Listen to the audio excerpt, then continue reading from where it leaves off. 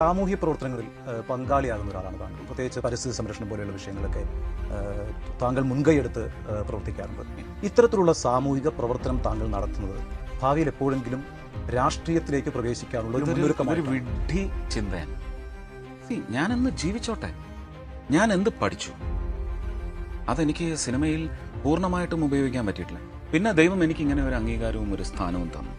അപ്പോൾ ആ സ്ഥാനം ഉപയോഗിച്ച്, ആ സ്ഥാനത്തിന്റെ ഒരു യഥാർത്ഥ താരക്കരുത്തല്ല, വ്യക്തിക്കരുത്ത് ഉപയോഗിച്ച് എന്തെങ്കിലും പഠിച്ചതിൽ നിന്ന് ജനങ്ങളെ ഉത്ബോധിപ്പിക്കുന്നതിന് വേണ്ടി ഉപയോഗിച്ച് ഒരു മരമെങ്കിലും ഞാൻ പറഞ്ഞതുകൊണ്ട് ഇവിടെ നട്ട് വളർന്ന് 100 വർഷം കഴിഞ്ഞ് പന്തലിച്ച് നിൽക്കുന്നു. ആ ഒരു മരം ഈ മണ്ണിന് വേണ്ടുന്ന വേരുബലം നൽകി, തണൽ ബലം നൽകി, എല്ലാ കാലാവസ്ഥകളുടെയും ബലവത്താക്കാൻ വേണ്ടി ആ മരം നിലകൊണ്ടു എന്ന് പറയുന്നത് ചരിത്രത്തിന്റെ ഭാഗമാക്കുന്ന ഒരു പ്രക്രിയയാണ്.